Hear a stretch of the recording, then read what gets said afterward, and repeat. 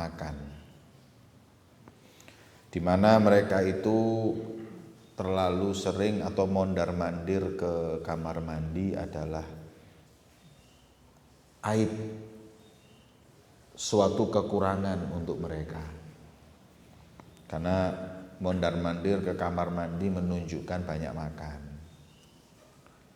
Sedangkan orang tasawuf, para sufi itu rukun pertamanya adalah mengurangi makan. Dengannya kita diberi contoh oleh Imam Sya'rani bagaimana orang-orang sebelum kita dahulu ketika mereka bermujahadah mengurangi makan. Di antaranya Sufyan Ats-Tsauri, ya, beliau berkata, aku pernah tinggal di rumah seorang saleh namanya Hajjaj rahimahullah. 11 hari saya tinggal di rumahnya. Selama 11 hari itu saya nggak pernah lihat beliau itu makan nasi atau minum. Yang aku lihat hanya ibadah kepada Allah. Kemudian kata Imam Sya'rani, cerita ini diluruskan atau diberi hujjah. Kalau apabila ada yang tanya, Rasulullah sendiri nggak pernah lebih dari 3 hari nggak makan. Rasulullah tuh kadang puasa mentok 3 hari. Namanya wisol. Senin, Selasa, Rabu baru buka. Tidak, ini kalau 11 hari tidak makan apa-apa, tidak minum apa-apa loh hadirin. Apakah nggak gini justru kayak melanggar Rasulullah? Sekarang dijawab. Fama wajhu ziyadah ala thalathati ayyam. Apa dalilnya orang itu kok mujahadah sampai nggak makan, nggak minum lebih dari 3 hari? Maka dijawab, inna Rasulullah kana rahmatan ala umatih. Nabi itu sebagai rahmat untuk umatnya, dan beliau adalah seorang qudwah, suri tauladan yang kita tiru. Makanya ugdurul gaum bi adhafihim. Jadi Rasulullah itu memberi contoh sesuatu yang mampu oleh kaumnya itu ditiru. Ya. Padahal kita tahu ya Rasulullah bukan nggak mampu seperti yang dilakukan oleh mereka. Cuman kalau Nabi melakukan seperti itu kesian umatnya nanti. Ya. Kasihan umatnya, jadi dikasih yang ringan. Fayuhtamal anna haula'il qaum, maka dimungkinkan bahwa mereka para ahli tasawuf, mereka itu lapar di waktu yang lama, ya, justru itu adalah bagian dari wirathahnya Nabi SAW, ya. Wa yuhmal nahyuhu 'anil wisal 'ala man lam yutik dzalik. Adapun kan kalau puasa kita nggak boleh wisol, hukumnya haram bukan puasa wisol itu. Boleh nggak kita puasa 2 hari berturut-turut? Nggak boleh. Kenapa? Itu kata Nabi haramnya buat orang yang nggak mampu. Tapi kalau kita di fikih mutlak. Kalau kita belajar fikih wisol itu nggak boleh. Setidaknya cuma makan sesuatu apapun buat batalin. Karena wisol itu tidak diperkenankan. Kalau ini kita belajar ngomong tasawuf beda. Maka takut kalau itu mengadab dirinya hingga akhirnya puasa menjadi beban untuk ibadahnya. Ya. Kemudian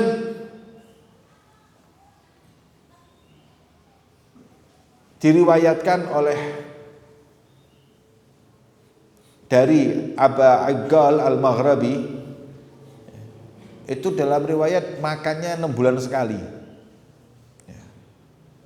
Sayyidi Ali Al-Mursafi, beliau bercerita bahwa Sidi Isa bin Najm al-Madfun bisahil Baharil Barlis rahimahullah taala pernah 17 tahun ya.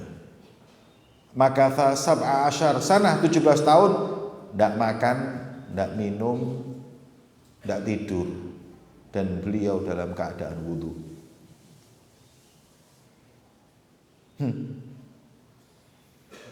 Ya pikir menunggu sama malaikat ini. Wallahu a'lam. Kita nggak tahu. Cuman kemarin itu saya sempat berdebat. Saya kan ya gini-gini ada basic sekolah. Gak kayak kawan mabiyen. Jadi saya itu berdebat dengan seseorang bahwa sekarang ini ada teori diet baru yang nggak makan nggak minum selama berapa hari gitu. Terjadi kepada dari berapa cerita itu katanya sampai kalau nggak salah 1 bulan itu cuman minum berapa kali atau gimana. Saya enggak percaya. Tapi enggak taunya terjadi.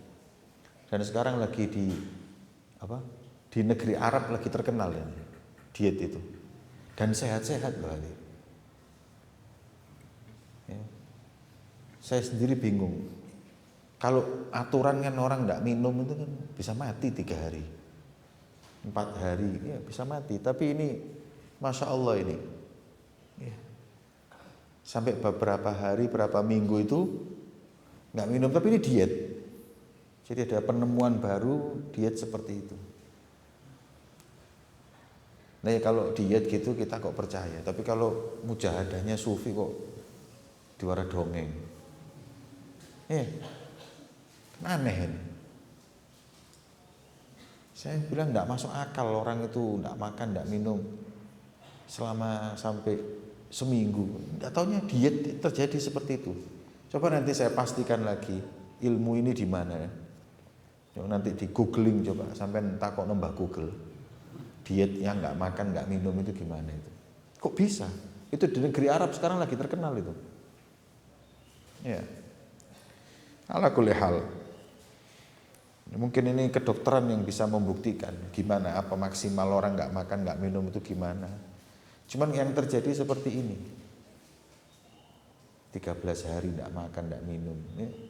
Atau kadang-kadang disebutkan di sini hanya supaya nggak haram wisol, dia tiap hari cuma batal kentok air seberapa teguk udah itu untuk batalin supaya nggak disebut wisol.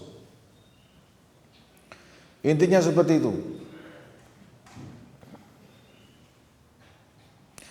Disebut sebagian ahli tahqiq mengatakan mereka orang-orang yang hidupnya selalu lapar di waktu yang lama itu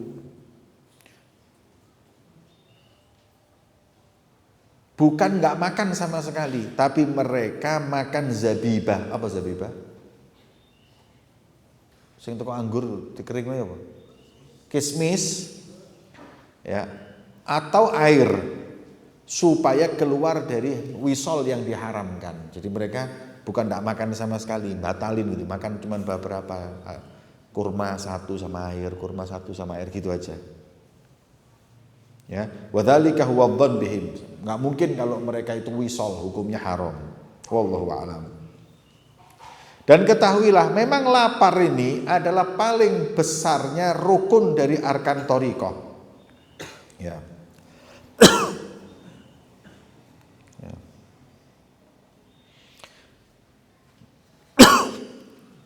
Wa kana Abu Uthman Al-Jizi kuntu amkuthana kamilah bi bidayati amri wa siyahati la yakhdurul akal ala bal illa in hadara. Dulu saya waktu pertama kali mujahadah saya itu enggak pernah mikir makanan kecuali kalau ada di depan baru mikir mau makan. Kalau enggak pernah mikir.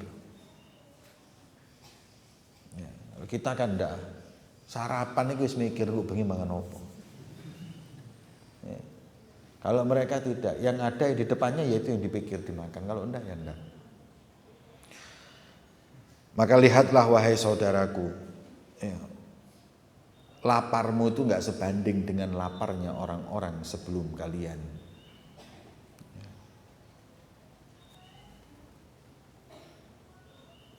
Dan itu tidak keluar dari sunnah nabawiyah sebagaimana yang sudah saya terangkan.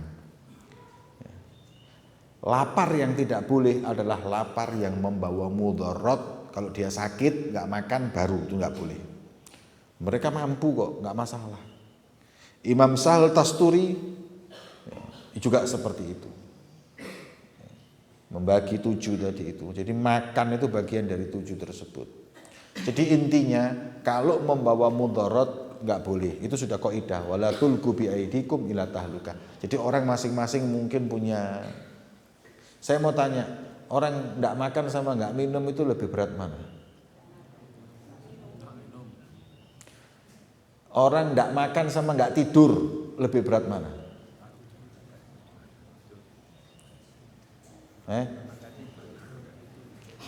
Nggak makan sehari sama nggak tidur sehari bahaya mana?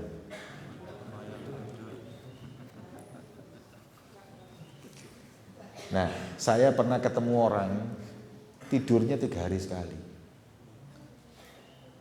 Ya apa kok? Ketika saya tanya,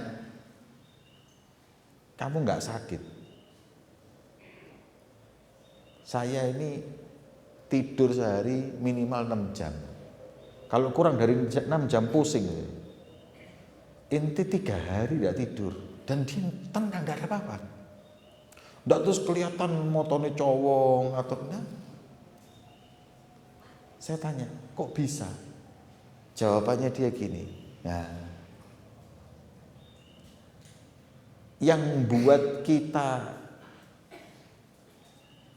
sakit karena kurang tidur itu sugesti. Kalau di pikiran kita, aku kurang turu dino iki, itu yang bikin Anda sakit. Jadi saya di benak saya mengatakan bahwa tidur tidak penting. Dan saya tidak apa-apa tidak tidur. Jadi nggak kebawa dengan itu hingga akhirnya 3 hari sekali baru tidur. Itu pun kalau tidur cuma 1-2 jam selesai. Ya, padahal kalau ilmu kedokteran nggak bisa hadirin kayak ngono. Loro itu. Kebawa kita dengan ilmu itu. Jadi akhirnya kalau kurang tidur sehari ini aku turu kurang piro, wah kurang 1 jam ya harus turu aku. Kita kebawa dengan itu. Padahal kalau enggak ya enggak masalah. Ya. Mereka sebagian guru-guru kami mengatakan nahkumu ala naum. Ya, nahnu natahakkam ala naum musnum yatahakkam alaina. Aku yang mengatur tidurku, bukan tidur yang mengaturku.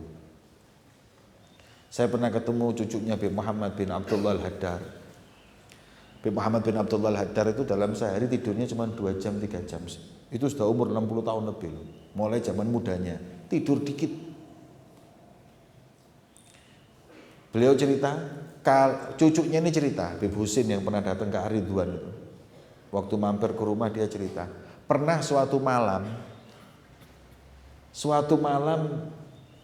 beliau itu jam 2 gitu, jam setengah 2 ketiduran bangun subuh. Subuh pas bangun itu nangis-nangis beliau. Kenapa? Katanya dia, karena saya tidur 3 jam berturut-turut, ini buang umur. Bayang loh. 3 jam berturut-turut tidur tuh buang umur. Sebab beliau tuh kalau duduk itu tidurnya tuh 1 jam bangun terus ibadah. Nanti berapa jam, nanti tidur lagi sedikit 1 jam bangun. Gitu tok tidurnya, 1 jam, 1 jam. 3 jam berturut-turut tidur, bangun nangis-nangis, umur hilang. Kon gak nangis sak main cerete ya kon bolong jam 9 jam turu. Ono sing turu dina Selasa tangi dina Kamis ya.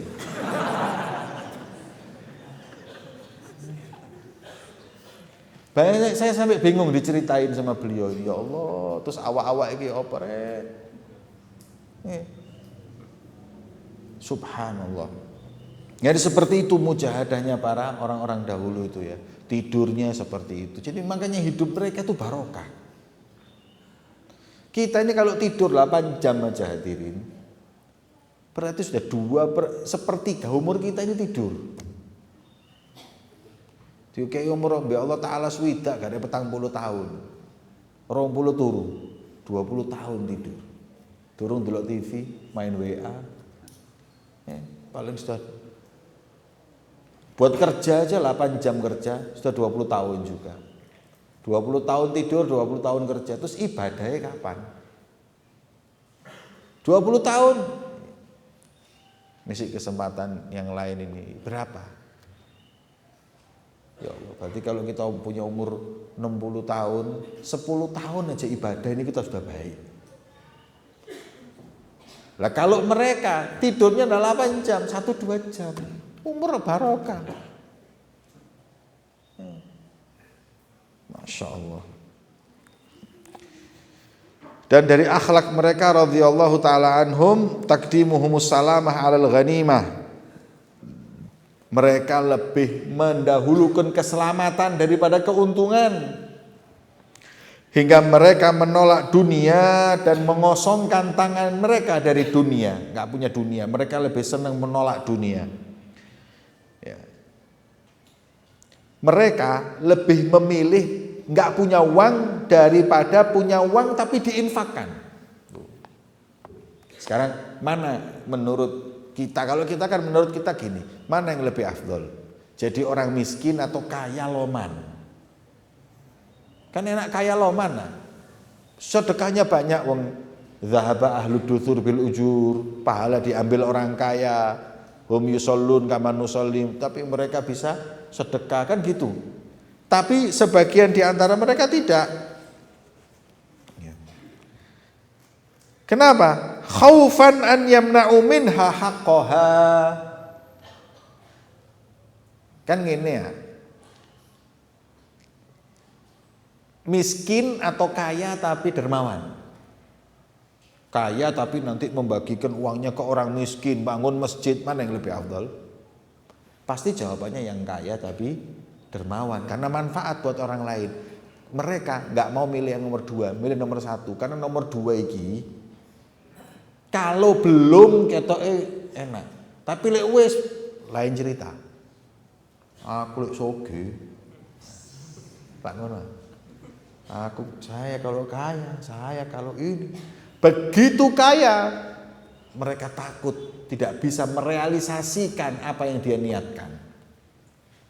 Dan tidak memberikan haknya kepada orang yang memilikinya.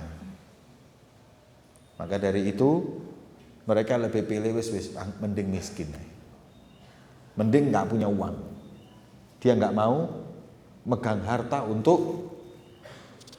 walaupun untuk sedekah. Kemudian hatta kana ahaduhum yaqul ya talibad dunya litabirra biha ghairuk tarkuka laha abar wa abar. Wahai pencari dunia, untuk kau berbuat baik dengan yang lain, kau tinggalkan dunia, ya, itu jauh lebih baik dan lebih baik. Itu kata mereka. Ya, memang sufi seperti itu. Mereka lebih senang untuk mengosongkan saku dan investasi, tidak mau sama sekali. Udah dia lebih senang tidak punya apa-apa, secukupnya yang dia makan dan selesai, nggak ada tanggung jawab. Makanya orang-orang itu kalau meninggal nggak ada warisannya, sudah sarung tok itu wis. Ya. Nggak ada warisannya apa. Ya. Wa kana al-Junaid rahimahullah tajridul abad minad dunya afdal min jami'iha wa infaqi. Kata Imam Junaid al-Baghdadi, Sayyidut Taifah, imamnya orang sufi.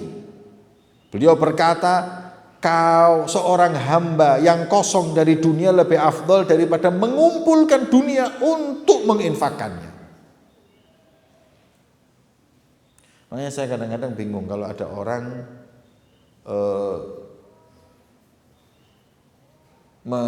melarang kita miskin. Miskin nggak apa-apa. Miskin yang nggak boleh itu miskin yang nggak sabar dan nggak punya ifah atau harga diri. Itu yang nggak boleh. Ini loh, Kon nek dadi melarat gak apa-apa. Gak apa-apa, memang gak apa-apa memang. Ya. Tapi syaratnya 2, sing sabar. Sabar pertama, yang kedua jaga kehormatan. Ojo suka ngene. Ojo suka utang gak bayar. Itu ndak jaga kehormatan, jangan. Maka daripada itu, ya.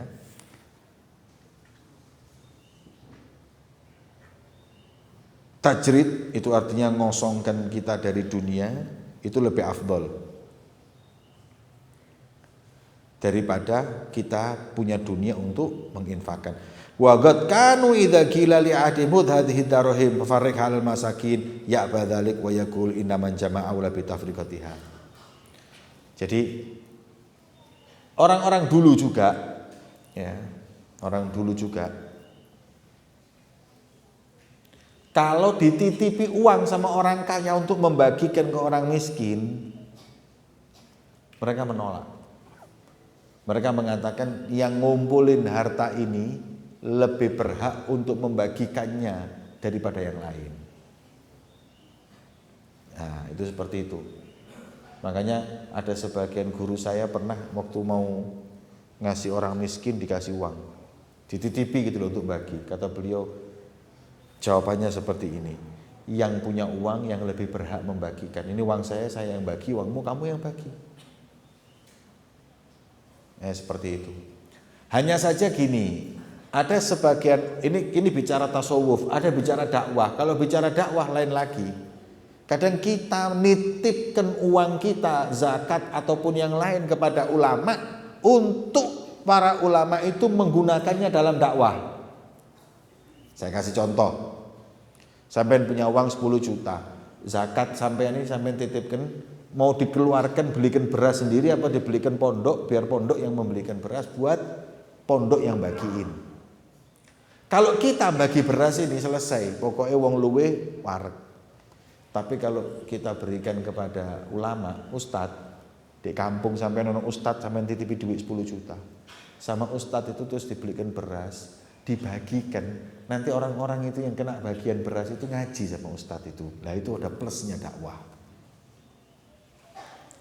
Wong lek dikei beras lah gak enak gak teko pengajiannya. Umpama kon tak kei kabeh sing ndek kene majelis iki, omahe siji-siji tak kei sembako ben minggu. Mas ya udan berangkat kon. Berangkat loro-loro Mas yo kena Omikron itu. Sekarang Omikron datang. Sebelum lebaran nanti Abikron. Ujupe oket rek.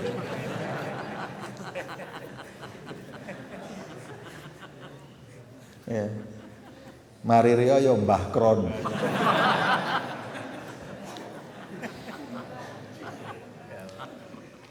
Sampai endi mang gara-gara Omikron. Wa rubbama yakunu fi haram wa syubha. Kadang orang ngasih itu untuk kita bagiin ya kalau uangnya halal, kalau uangnya syubhat. Ya. Repot. Apa meneh dikei duit pejabat, iki diterima apa gak enak. Dikasih orang kaya raya atau dikasih uang pejabat, ini gimana? Ada orang kaya dan kalau orang kaya itu kerjaannya 100% halal, ya sudah pemberiannya halal. Tapi orang kaya sekarang ini yang enggak main bank itu siapa? Bank-bank yang ada ribanya siapa yang enggak main bank? Semuanya mau enggak mau main bank. Atau diberi pejabat bisa dapat uang karena gaji, bisa karena korupsi. Maka uangnya jadi syubhat. Ya kita nggak tahu. Nah terus gimana? Kalau mau warok, ya kalau mau warok, tolak. Selama dia tidak sakit hati. Nek sampean iki wis ndakwai wong-wong iku, ada orang kaya ini kita dakwahi atau pejabat kita dakwahi, terus dia ngasih sebagian hartanya. Kalau apabila kita lihat, kalau kita tolak dianya sakit hati, ya buyar dakwah kita. Tapi kalau ditolak dianya nggak sakit hati malah seneng, ono sampai nomor dipedi itu lah ngono. Atau mungkin menganggap bahwa berarti ini bukan karena dunia dia mendekatkan dirinya kepadaku atau mendekati kita untuk dakwah, maka afdolnya ditolak. Ya. Jadi kita bisa makanya jadi ustadz itu ono ilmu nih, maksud terima duit itu ono ilmu nih caranya. Kapan orang ini diterima, kapan tidak. Kalau kita ragu kemudian dia nggak marah. Kalau kita ragu, kemudian dia marah, kalau ditolak, ambil aja. Ada orang kaya ngasih sampean uang, ada pejabat ngasih sampean uang. Kalau sampean tolak, dia marah. Malah akhirnya dakwahnya nggak berhasil, terima. Kalau Anda ragu, kasihkan orang lain. Jangan nolak cuma supaya terkenal. Terus kalau oleh duit, kalau oleh ganjaran kon. Ya, kalau cuma mau menolak hanya dapat cerita supaya cerita. Wah, Habib Jamal ditekani wong sugih. Terus dikei duit nolak. Kon kok ro diceritani Habib Jamal.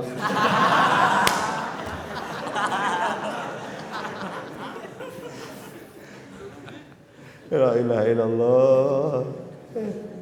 Kalau cuman gitu, cuman dapat cerita, cuman dapat mau cerita ke orang, percuma wis gak oleh duit, gak oleh ganjaran. Saya dulu pernah ada orang kaya. Zaman saya di Hadramut masih belajar dulu. Orang kaya ini bagi-bagi uang dolar sampai koperan. Aku jero hati, ya Allah, mugi-mugi gak entek garek titik ya Rob. Lumayan agak cipratan. Tapi orang ini baik, orang kaya ini. Begitu betul sudah dibagikan uang ini ke ulama-ulama di Tarim itu, dia bagikan tinggal sedikit, tinggal 2 lembar, 3 lembar jatah aku itu. $200 enggak salah, atau $300 itu dikasihkan saya.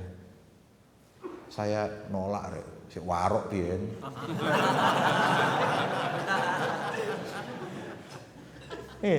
Saya tolak itu orang. Padahal orang ini enggak, kerjanya halal. Semua habaib terima. Orang soleh ini masya Allah. Cuman boyo apa ya kayak gak enak ya biar menerima itu jangan. Kata beliau jangan ditolak. Kalau nggak mau kasihkan orang fakir miskin. Nah itu satu pelajaran buat saya. Itu lebih aslam, lebih selamat buat hati kita. Jangan nolak demi untuk ketenaran. Oh, aku nolak aku. Tak usah. Terima. Ngei duit trimon, jebret. Kayak ngomong liyo. Kamu nggak mau uang ini, nggak mau uang ini, takut syubhat, ambil berikan orang lain. Jangan ya kasihkan. Ini orang yang lebih bersih. Ya.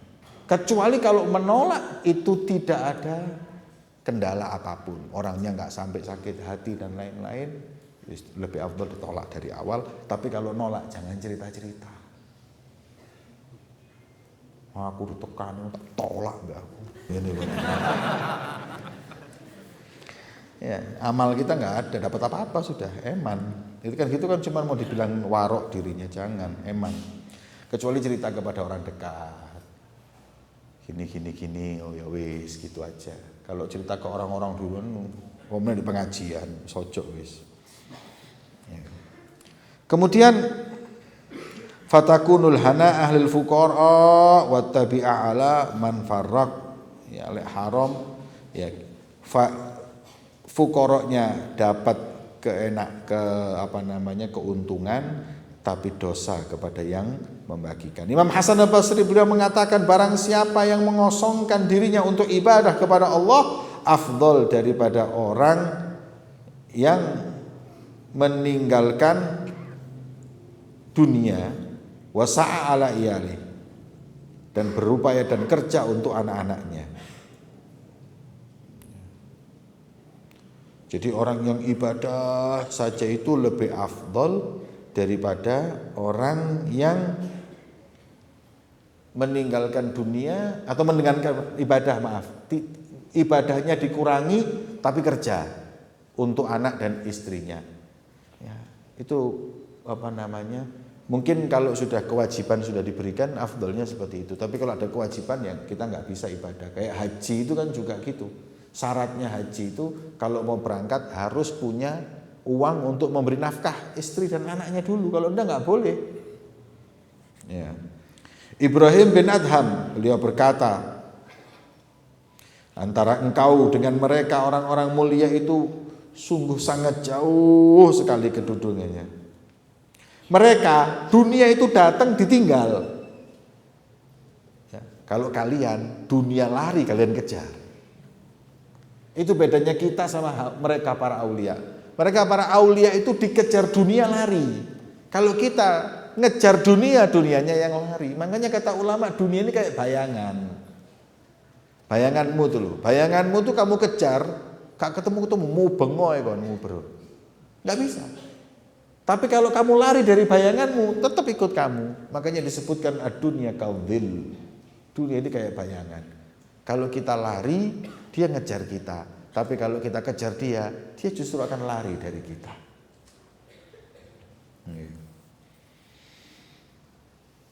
Kemudian Fudail bin Iyad beliau berkata, ya, pahitnya dunia, tajarruk, meneguk pahitnya dunia itu lebih daripada sabar akan pahitnya dunia itu lebih berat daripada sabar dari pahitnya sibir apa?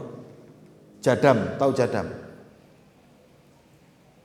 Ono jadam itu kayak jamu. Warnanya hitam, pawaite pol. Obat di Arab. Obat di Arab ini namanya sibir. Bahasa Arabnya sibir. Kalau bahasa Indonesia orang bilang jadam. Kalau orang yang pergi umroh itu beli di sana itu namanya jadam atau sibir. Itu bagus buat orang-orang yang diminum sama air pawait kan. Montorku njaluk mulih. Ono sing nyenggol tuh.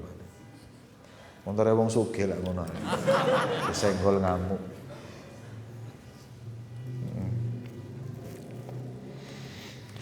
Kemudian kasihkan sama kru aja. Itu di bawah itu loh.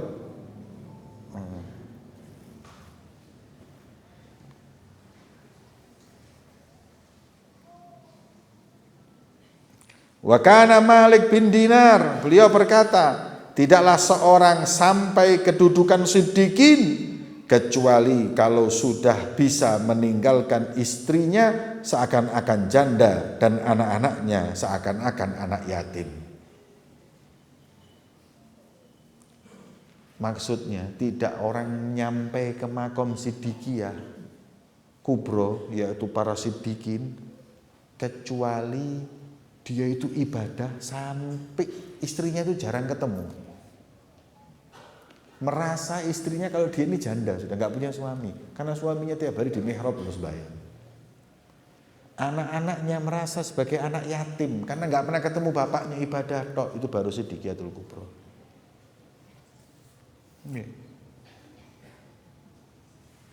Ini apa namanya ibadahnya para sufi itu, para salaf kita dahulu.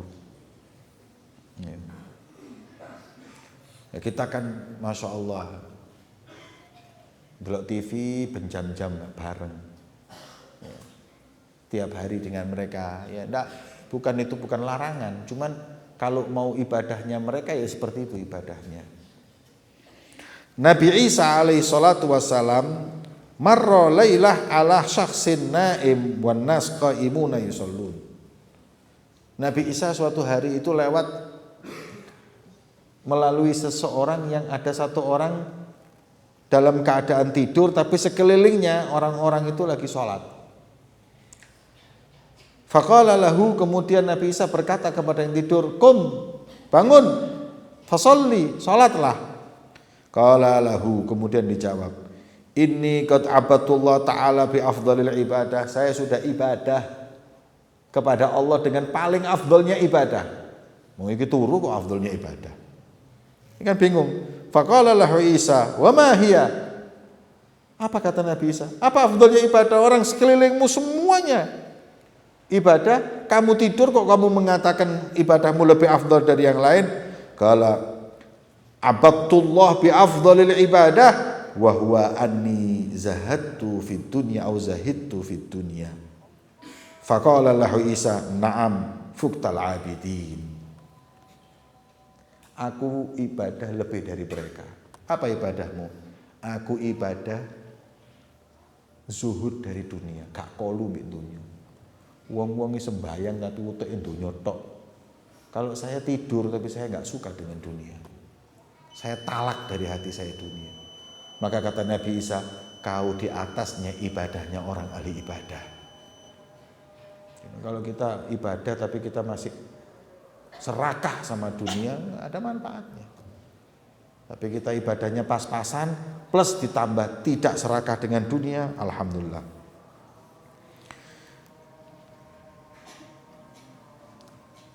Wallahu a'lam bi